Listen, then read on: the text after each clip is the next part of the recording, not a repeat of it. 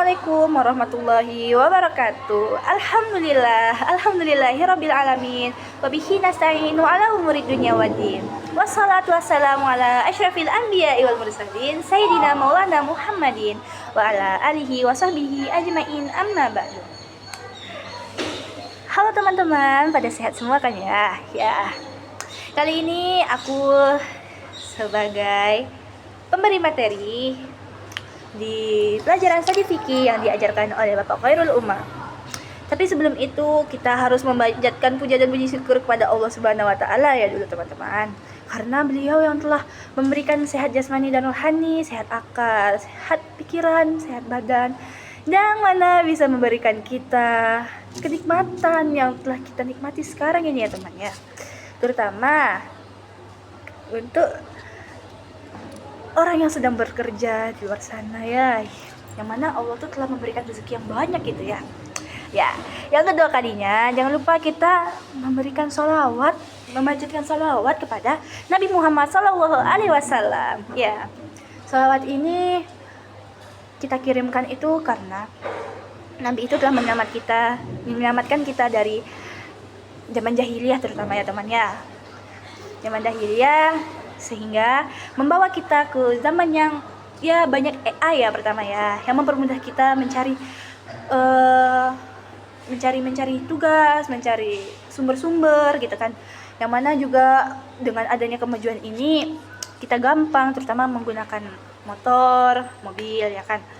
Bisa kemana-mana dengan cepat menggunakan pesawat ya. Nah, yang kali ini aku tuh benar-benar mau membahas materi nih teman. Nah, jadi di sini aku mau membawakan sumber fikih yang disepakati. Itu judulnya. Jadi sumber fikih ini sebelumnya kita itu bisa mencari di beberapa kitab ya, terutama kitab Al-Qur'an. Nah, jadi selain kitab Al-Qur'an ini kita bisa mencarinya di hadis atau sunnah-sunnah ya. Nah, terus selain itu kita bisa mencari di ijma maupun qiyas. Itu teman.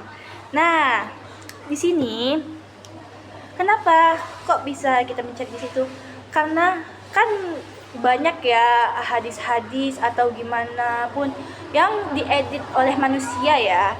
Nah, jadi dengannya ada Al-Qur'an, hadis, ijma atau qiyas itu lebih memperkuat gitu ya.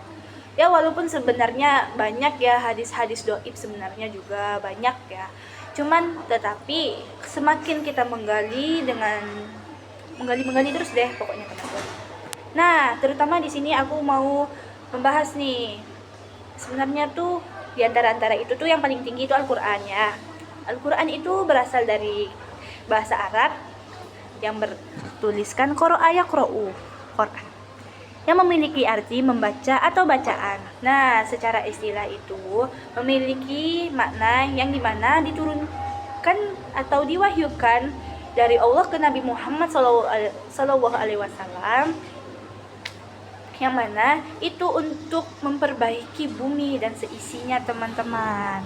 Itu sebagai hukum dasar utamanya teman-teman. Nah, di sini fungsi Al-Qur'an itu apa aja sih teman-teman? Nah, dengar ini ya. Pertama, sebagai petunjuk. Jadi, Al-Qur'an ini bisa menjadi penerang di tengah-tengah kegelapannya hidup nih teman-teman. Nah, terus menjadi apa lagi ya? Sebagai sumber hukum ternyata. Sumber hukum di sini bahwasanya Allah di sampingnya itu kan memberi kitab kepada Nabi Muhammad nih ya teman-teman. Ini nih kitab ini ternyata untuk umat Islam. Jadi bukan umat Islam aja. Sebelum-sebelumnya ada kitab Zabur, Injil, Taurat. Sebenarnya itu kitab-kitab itu disempurnakan oleh Al-Qur'an. Agar apa? Agar jelas. Nah, juga sebagai obat bagi nih ya teman-teman ya. Kan banyak ya orang gelisah gitu kan ya, capek hidupnya ini kan. Nah, Quran ini bisa menjadi obat teman-teman. Di sini obat untuk menenangkan dari gelisah-gelisah teman-teman. Nah, terus menjadi kebenaran mutlak. Jadi kan kadang banyak ya kayak mereka itu berbicara tuh bisa dibalik-baliki. Nah, dengan adanya Quran ini itu bisa menjadi kebenaran ya, mau kebenaran apa aja sih bisa ya, karena jelas Allah itu membuat kitab itu tidak semena-mena gitu ya. Masya Allah. Allah. Terus bisa memberi kabar berita, memberi kebenaran, memberikan kabar gembira nih teman-teman untuk umat muslim, dan juga sebagai pengingat untuk umat muslim terutama dalam sholat.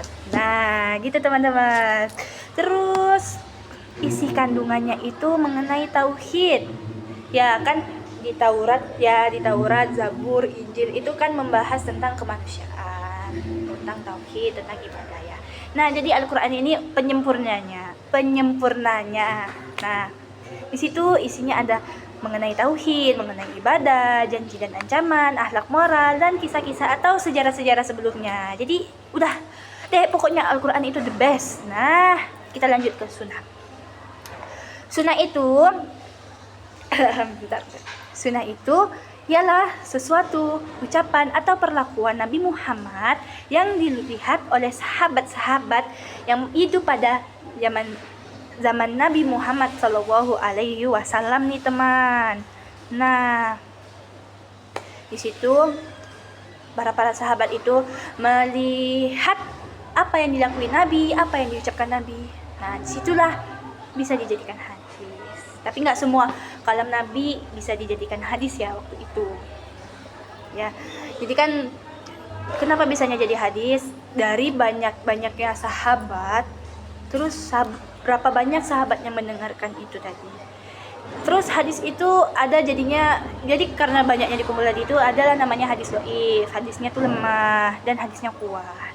Dan hadis-hadis ini banyak diriwayatkan oleh banyak diriwayat oleh Bukhari, Muslim, Abu Dawud, dan lain sebagainya. Banyak ya, Masya Allah. Nah, fungsi dari sunnah ini bisa menjadi gimana ya? Banyak sih ya sebenarnya. Fungsinya ada di bayan at-takrir, berfungsi sebagai memperkuat apa yang telah ditetapkan oleh Al-Quran. Nah, kedua, bayan at-tafsir.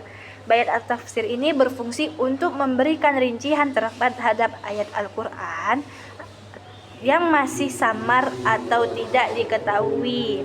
Bayan at-tasyri berfungsi sebagai hukum yang tidak ada dalam Al-Quran. Nah, misalnya nih kita nyari dalam Al-Quran nih kan nggak ada. Kayak mungkin kita pertama nggak ngerti ya. Nah, terus dapat nih. Nah, itu tadi. Terus yang terakhir bayan an-nasah. Bayan an-nasah ini berfungsi untuk menghapus ketentuan yang telah ada karena datanya dalil berikutnya. Oke. Repot ya. Nah, terus terdapat ijma setelah hadis atau sunnah. Ya kan sesuai urutannya ya, Al-Quran, sunnah atau hadis, ijma. Nah, ijma ini memiliki dua pengertian. Pertama, ijma yang berarti ketetapan hati nih teman. Ketetapan hati untuk melakukan sesuatu atau memutuskan sesuatu. Nah, yang kedua berarti sepakat. Ijma ini biasanya dilakukan oleh para mujtahid nih teman ya. Pengertian ijma adalah menetapkan suatu hukum dalam agama berdasarkan Al-Quran dan hadis dalam perkara yang terjadi. Nah, itu yang dimaksud dengan ijma. Ya, mungkin saya menjelaskannya kurang ya. Jadi, nanti kalian bisa mencari sumbernya di Google atau di kitab-kitab gitu ya. Mungkin kalian bisa ke perpustakaan, bisa mencari-carinya di sedikit promosi ya, di Gramet apa gimana gitu. Ya. Masya Allah banget gak sih Allah ini menciptakan kitab, menciptakan ini, ya Allah, Masya Allah, saling Muhammad. Nah, pembagian ijma.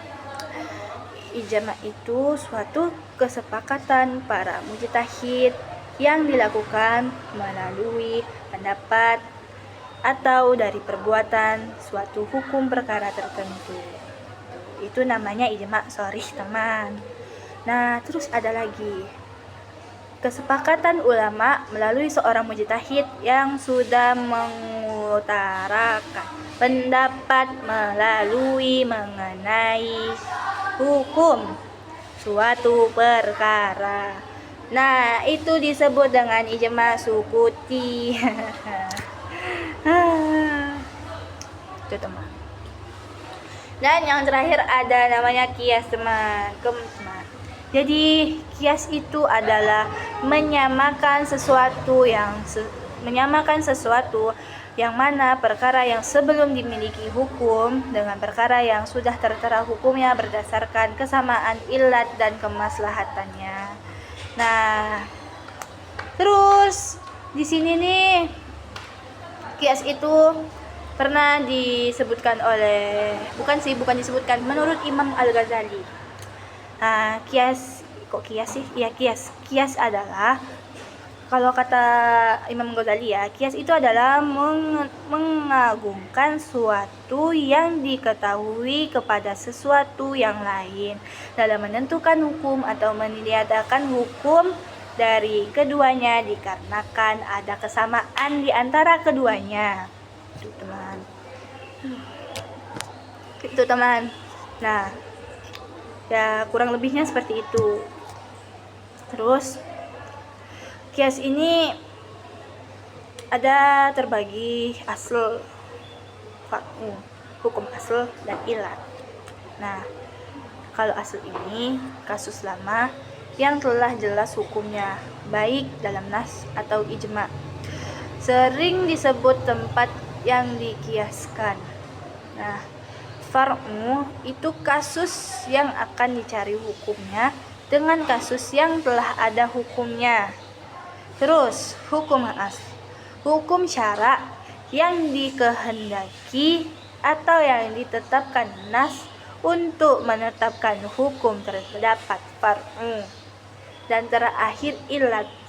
Ilat itu disebut juga dengan kemaslahatan yang diperhatikan secara ilat. Inilah yang menjadi pertimbangan pada saat kias. Nah, itu ya teman-teman. Alhamdulillah ya, mungkin sampai di situ aja. Terus kesimpulannya, Al-Quran itu kitab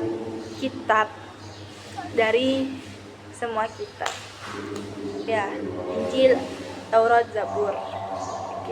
Kitab Al-Quran itu penyempurna. Di situ terdapat wahyu Allah yang diturunkan kepada Nabi Muhammad SAW untuk memperbaiki bumi dan seisinya. Terus hadis itu sebagaimana kalam Rasulullah SAW yang didengar oleh sahabat-sahabat yang hidup pada zaman Nabi, dan selain didengarnya perkataan itu terdapat perlakuannya, teman-teman. Nah, terus ijma, kesepakatan para ulama ahli-ahli fikih pada suatu masa tertentu tentang suatu hukum dalam perkara yang tidak secara jelas disebutkan dalam Al-Quran dan hadis. Terus kias, penetapan hukum suatu perkara baru dengan menggunakan prinsip, ya teman ya, menggunakan prinsip atau hukum dengan perkara lain yang sudah ada hukumnya berdasarkan persamaan sebab atau ilat, teman. Ya, mungkin sampai di sini dulu ya teman. Jadi mohon maaf sebelumnya jika saya ada salah kata, mungkin salah penjelasan. Terima kasih telah menonton video saya. Ya, semoga yang baik diambil dan yang buruk saya harap jangan dijadikan jariah ya teman-teman, karena saya sama seperti kalian teman. Ya, mungkin bisa saya akhiri dengan saya Zahra Salsabila. Assalamualaikum warahmatullahi wabarakatuh. Bye bye.